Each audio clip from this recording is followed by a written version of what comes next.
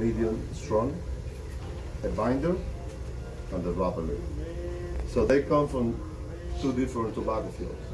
So there is a sun-grown tobacco field and shade-grown tobacco field. So the sun-grown tobacco field, that will give you the three different fillers. So they come from the same tobacco plant, but they are totally different. So what made the difference between them is where they are on the tobacco plant. So as we say, sun-grown fields, so they are exposed to the sun and the rain 100%. So the leaf that they are on the top, they are getting more sunshine and more rain. These are the strongest ones. They are thicker, they are darker, and they are stronger. So when you're going down on the plant, we're talking about a 6.5, 7 foot tall plant, okay? So all these leaves that are on the top, they're making shadow to the ones that are at the bottom. So as far as you go from the top to the bottom, you're going lighter. So the ones very close to the bottom, they don't get that much rain or sunshine. So they're very thin, they're very mild, they're very light in color. In between, you have the medium leaf. So Ligero is the stronger one. Viso is the medium one. Seco is the mild one. So let's say I wanna make a cigar that is mild to medium. So I will use all of them, but just a little bit of a stronger, and I will put a lot of medium and mild, and I will end up with a cigar mild to medium. If I want to make a medium to full body cigar, I will use all of them, but I will increase a lot the amount of the Ligero, the stronger one. Okay. So then you have a shade-grown tobacco field, which is mainly for the wrapper, for the outside, for this beautiful leaf here. So we have to cover the whole farm, from the top on the side. We're talking about acres and acres and acres of tobacco fields. So why do we do that? We want them to get the sunshine and the rain, but not directly. So that's why you get this beautiful, oily, silky leaf. You see? So you see the color of this is beautiful. It's the same color from the beginning to the end. So what happened with the leaf that they don't have, for some reason they got a hole or a spot, so we use them as a binder. But this is gonna go inside, nobody's gonna see this. So you can have a filler full of holes. It doesn't matter. That goes inside, okay, you see? But you can have one with a spot like this. Let me show you. You see all these spots here? Yeah. So when you see this, don't freak out. This is just a water spot. Yeah. So just a drop of water stay in the leaf, the sunshine just hit it, dry it out, and make this green spot. No big deal. You should not see a wrapper with that. But it happens, you know. We're not machines, we're human beings, so we make mistakes. Okay? So these are the shade-grown tobacco fields. Exactly the same. So 6.5, 7 foot tall plant. The top ones, the darker ones. When you're going down, lighter wrappers. Same tobacco field, same plant, different colors. I'll give you an example right now, right here. And you can move one of these around, please? Thank you. Here we go. Same wrapper, same tobacco field. These boys, these wrappers, on the very top. These ones, very low. So these both Havana wrappers. And if you don't know that, you're gonna believe that this is a totally different tobacco than this on the outside. It's the same. Okay? Just over here, this one over there. Okay?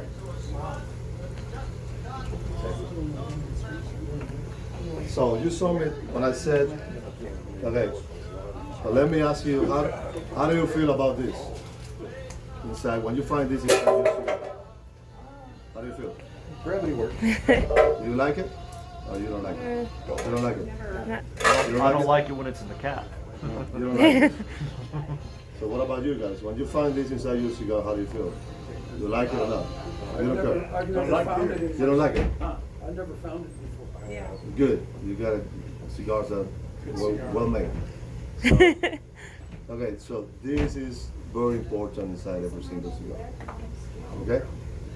So you saw me when I didn't bring this with me. So this is part of a leaf. Every single leaf has one of them. I'll show you.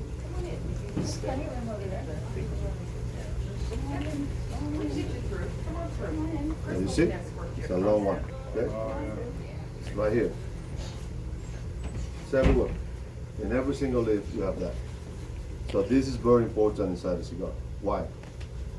Okay, first of all, let's go a little bit deep now. This is the head of a leaf, and this we call it the legs of the leaf. Yeah?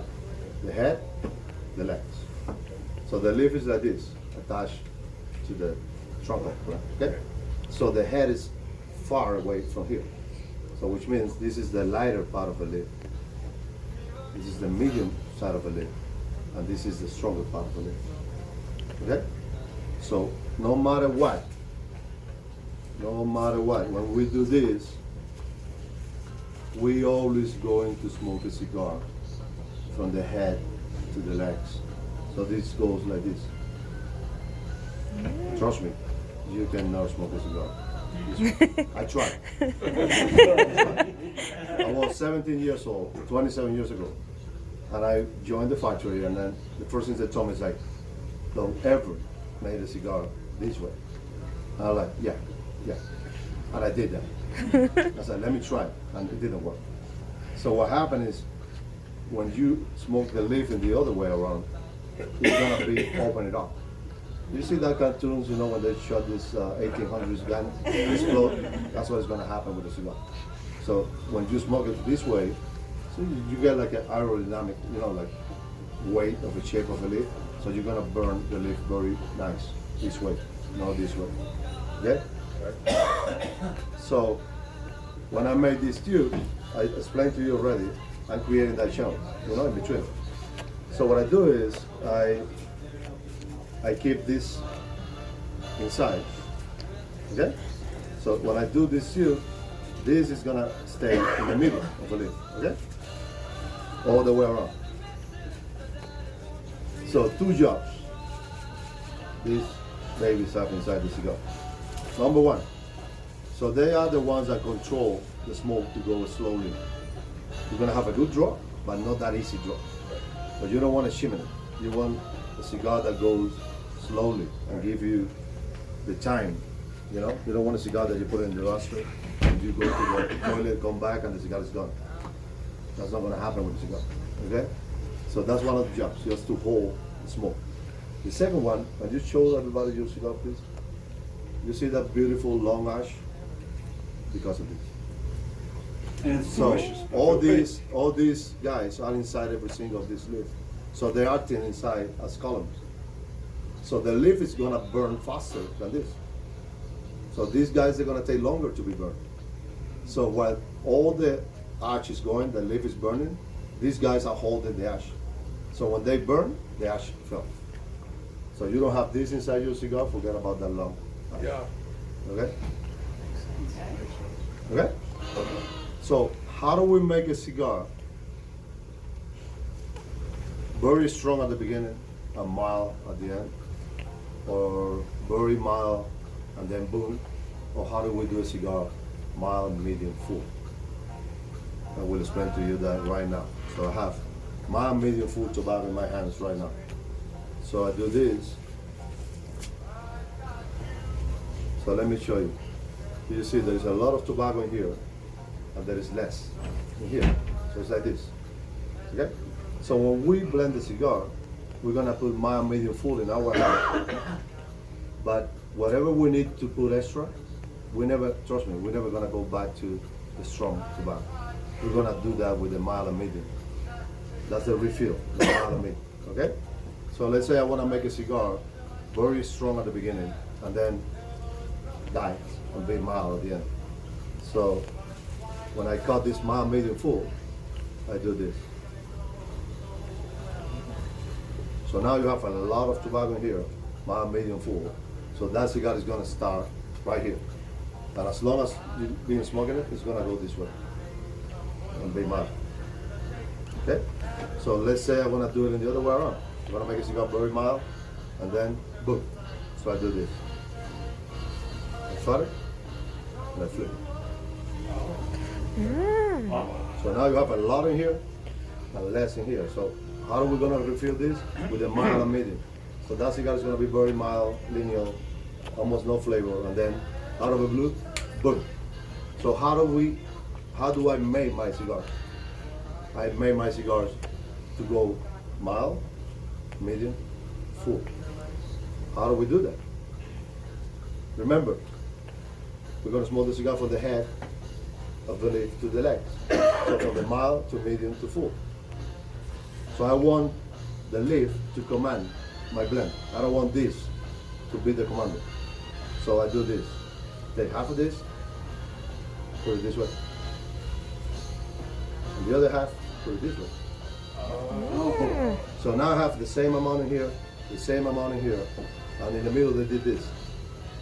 So this is equal. Now the leaves are the ones that are commanding the blend from the head to the legs. Mild, medium, full. That's how we do it. So nobody's wrong. Every blender has their own booth. Some people love to give you that punch at the very beginning. Some people just want to entertain you with nothing, and then boom, scares you.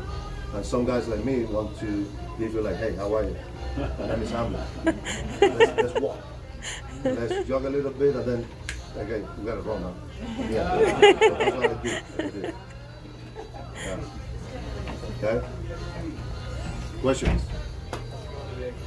How do they keep the leaves sorted? Do they sort it in the field in different bags, or do they sort it at the? No, what they do is, you know, when it's the time to pick the tobacco from the plant, you don't go there as you go to an apple tree and just get as many apples as you want from anywhere. So you go first from the bottom to the top. That's how you pick up the tobacco. So that ones, the light ones, the mild ones at the bottom, these are the first ones you want to take them out. You want them to keep light and mild. So you go every single tobacco plant one by one, hundreds of thousands of them, and you pick up this bottom section. We have different layers, and we call it primings. Okay, here we go a little bit deeper now. Okay, so you have this much of maybe 5-6 different layers of the mild. Then the following week you go to the medium section, and then you have another 5, 6, 7 different layers that we call primings. Okay, of the medium, and you put them separate. The mild ones are on one side, the medium ones are on the other, and at the end you just want to keep the strong leaf as long as you can on the field, taking more sun and rain and getting it stronger. So that's the last session that you take. So, okay, here we go now. I made the Tabaquero. Can you have me one of these? Yes. Oh, one second. Thank you. So I made this almost 5 years ago. Wow. Okay? So, of course, we never use tobacco that is not less than 3 or 4 years old. So technically we working today with the 4 years tobacco. So every year Mother Nature is different.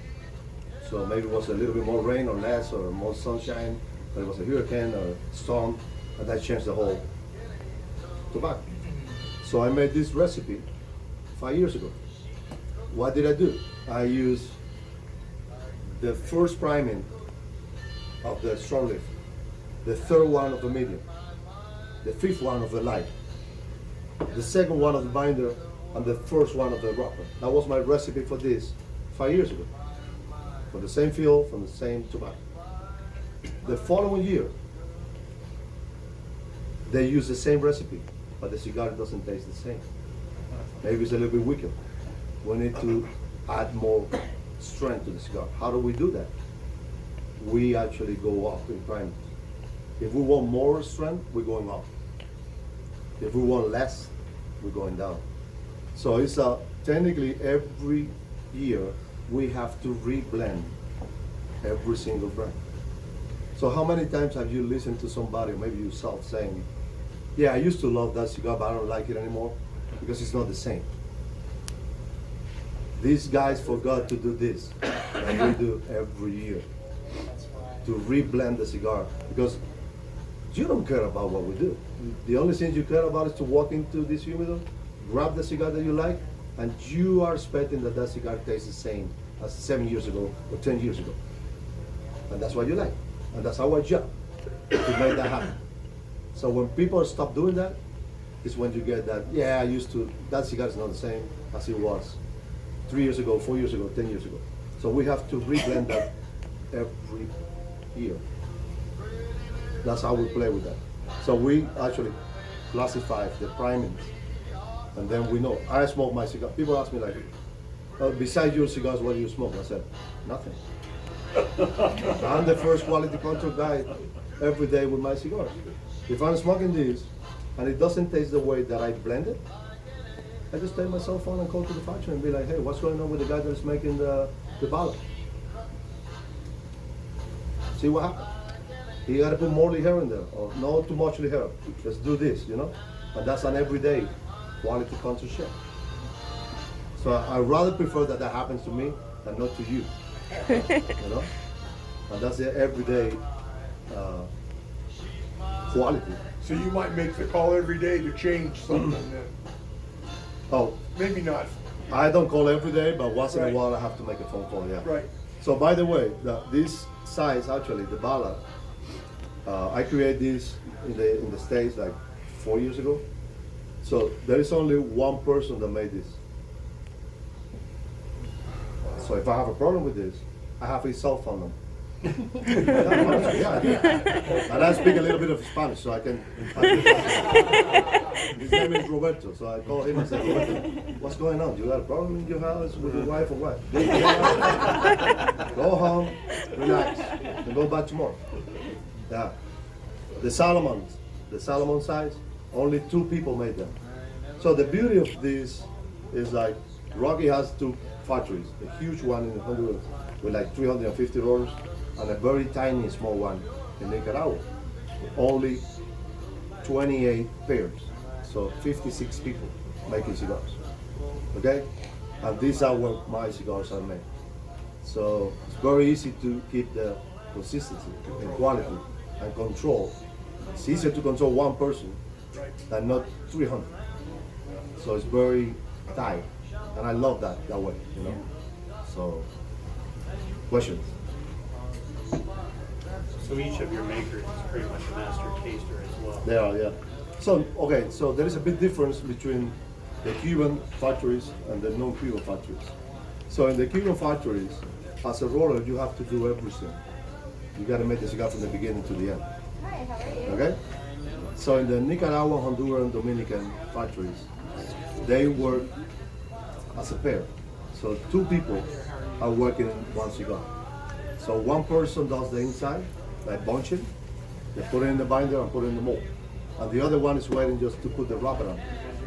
So that creates a big difference. So in Cuba, for example, if I'm making this torpedo, because I have to make everything from the beginning to the end, I have to make 110 cigars in 8 hours on my own.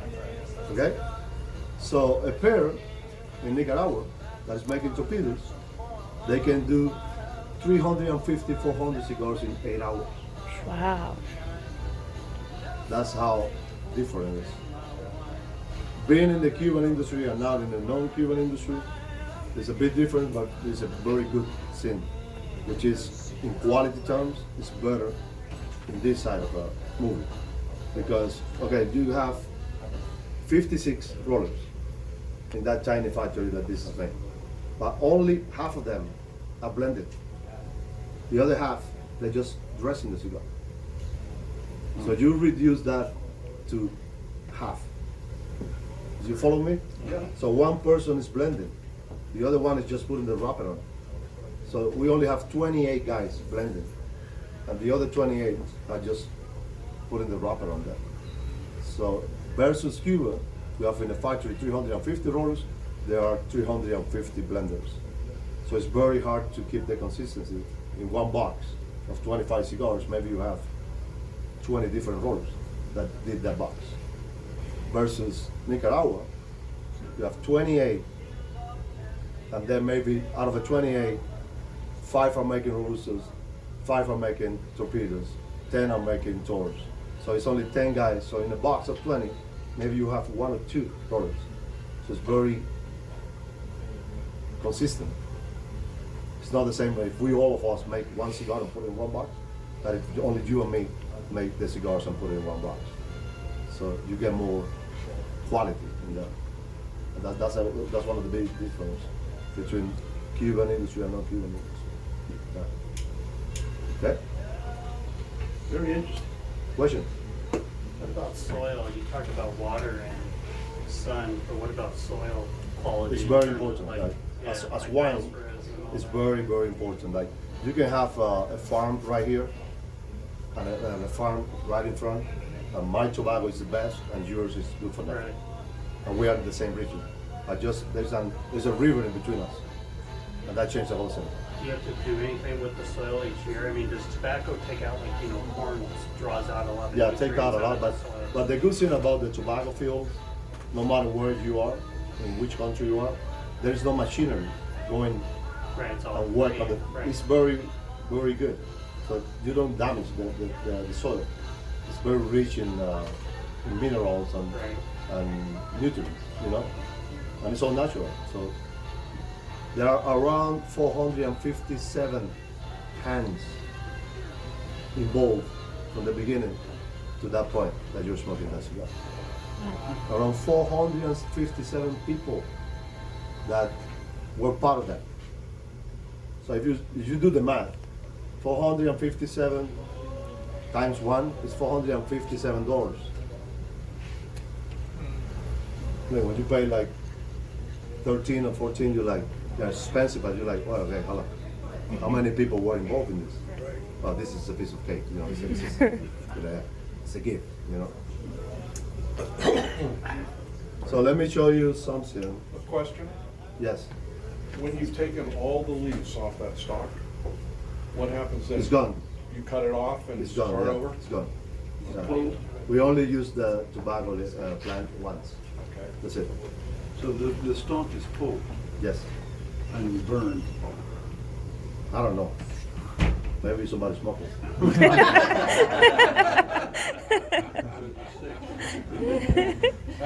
How often can you reuse that same field? Once you pull that stock, or do you have to wait a certain We amount of normally do time? once a year.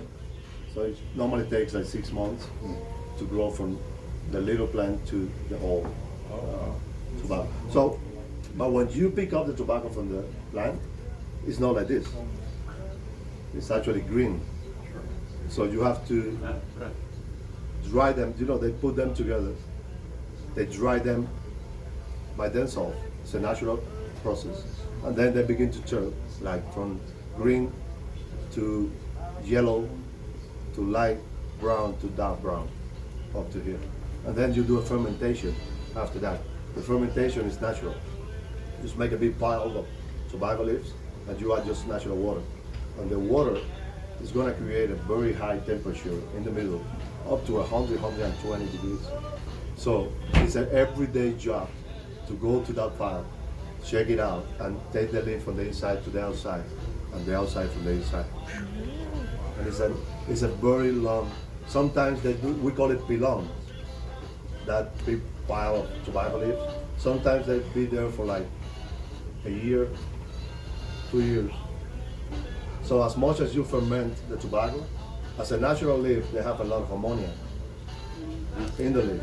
In that process of the fermentation, what you're trying to do is to get rid of that and get more the flavors and aromas of the leaf. So as many times you ferment the leaf, as better flavors you're gonna get. Sometimes you get a cigar like, you get that stinky smell, that's a lot of ammonia inside that cigar. When you smell a cigar, like, what I love the best in my life is that when I'm walking around with my cigar and a woman just say, wow, I love that smell. She doesn't smoke, she doesn't know what's going on, but she loves the smell. Well, in my case as a blender, it's a double take. Because I'm like, wow, I did a good blend here. Because you can mess it up. If you put the wrong leaves or the wrong amount, you're not gonna have that beautiful smell and aroma. you're gonna overpower the cigar and then it's gonna be too strong or too weak. So that's why it's so important to know how much of what you put inside the cigar. Now, Is all the aging done with the leaves loose, or is some of the aging done after you roll it? you can do both.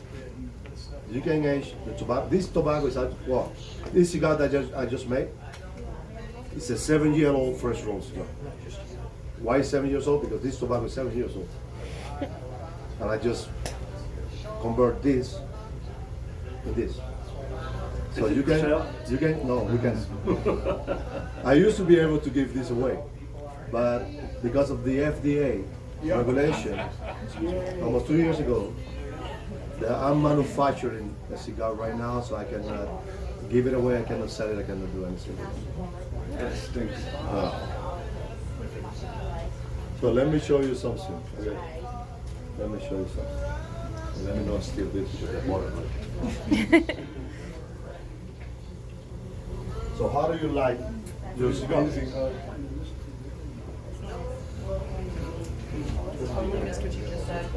Okay? We love to use this, okay?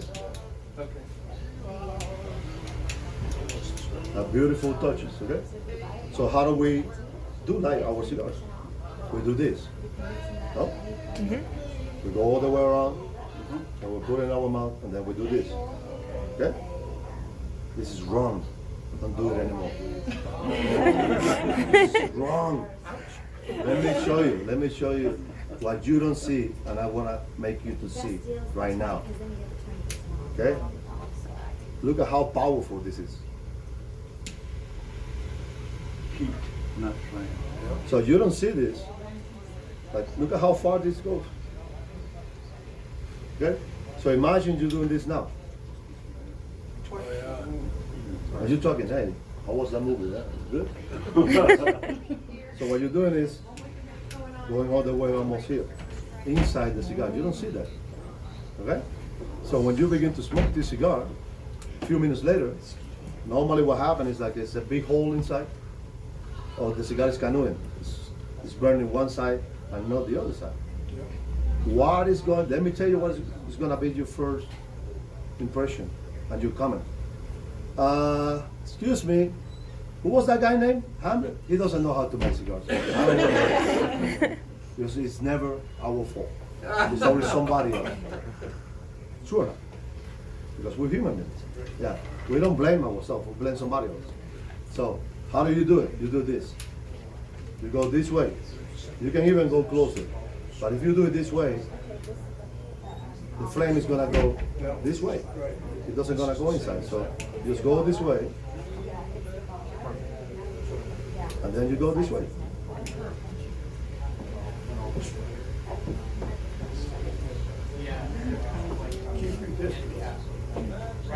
Don't do this anymore. No. Now you know. Okay, so the other complaint that I heard a lot about cigars is like this. You light up your cigar, that was the only commitment you have with your cigar. That's it. That's the only, you marry for 3 seconds. You cut it, light it, and the cigar has to do everything else. That's wrong. This is our partner. We buy this to have a good time, but we need to help this to have a good time. So if I leave my cigar right here, and I keep talking to you, and I don't pay attention to my cigar, what's gonna happen? It's gonna go out. It's gonna go out. How many times I listen to people saying, yeah, I love that cigar, but you know what? I don't wanna buy it again because it just went out like 10 times. And I'm like, yeah, I was watching you last night. You never stopped talking. You were like a freaking parrot. And the cigar, you never touch it. What do you want? So let's put it this way. The cigar is saving you money. When the cigar is looking at you like, okay, so keep talking. I'm gonna sleep. You tell me when you're ready and then I wake up again. That's what the cigar does. And that's only happened when you made the cigar with a premium tobacco.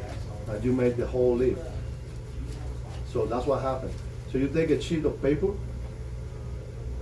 2 of them, you cut one in little pieces and put it in one ashtray. and you take the full piece of paper and put it in another ashtray, and you make fire, both of them. So what's gonna happen? These little pieces, they're gonna burn in like 2 seconds. This leaf, this chip, is gonna burn for a little while and then it's gonna get off. That's what happened here. So that's a big difference between premium cigars and non-premium cigars. Non-premium cigars, and you were asking me, what do you do with this? There's no waste. So we send this to the machine-made cigar factories. So all these short pieces, when you get a cigar that costs you like $3, it's made with this. So if I do that with this, with that $3 cigar, don't worry, this is never gonna go to sleep. You go into the toilet, you go back, and you're like, where's my cigar? It's only a big long ash. That's never gonna happen with this. Ever. That's a big difference. Okay? Questions? That's a good thing. So I stop complaining and enjoy more. Okay? Another thing also that I've seen so many people doing, and it's my duty to do, and I do it all the time. I don't care if they get mad with me on that. It's like when you're smoking your cigar, I always tell the people, keep an eye on your cigars. Once in a while, you look at your cigar, and if the cigar is not burning even, the only thing you need to do is to take 2 seconds of your life and save the situation. They say this cigar is burning one way and not the other way. I don't pay attention to it. So I just catch it up that when it's beginning to happen. So what you do is you just take a lighter and just touch it. As soon as you do that, it's gonna go back again to normal. Okay? But if you just keep looking at your cigar and like, huh, look at this. I'm like, look at what? Do something. Listen, you know? So this is a mutual enjoyment. So that I always said, treat your cigar the same way you treat your lovely glass of red wine. So what do you do with your glass of wine? Even though if you're not drinking, you're moving the glass, you're smelling the wine. So you're interacting with your glass of wine. That's what you need to do with this. You don't just serve your glass of wine and put it in there and go to, do your garden and then go back and get a sip. You don't enjoy a glass of wine like that. You do a beer like that, but you don't do a glass of wine like that. So do the same thing with your cigar. Okay? Thank you so much. Thank you.